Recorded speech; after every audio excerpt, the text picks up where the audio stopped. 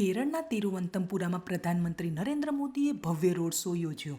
Road show દરમિયાન મોટી સંખ્યામાં લોકો ઉમટી પડ્યા હતા.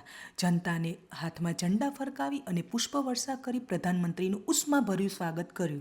આ સાથે પ્રધાનમંત્રી મોદીએ તિરુવનંતપુરામાં જનસભાને પણ સંબોધી. રોડ શો અને જનસભામાં જોવા મળેલો ઉત્સાહ લોકસમર્થનનો સ્પષ્ટ સંદેશો આપી રહ્યો છે. तिरुवनंतपुरम के साथ दशकों से एलडीएफ और यूडीएफ ने बहुत अन्याय किया है. लेफ्ट और कांग्रेस ने करप्शन ने तिरुवनंतपुरम को बेसिक सुविधाओं में भी पीछे रखा.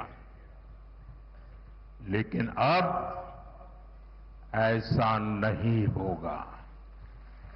यहां बीजेपी की हमारी टीम ने विकसित तिरुवनंतपुरम के विजन पर काम करना शुरू कर दिया है.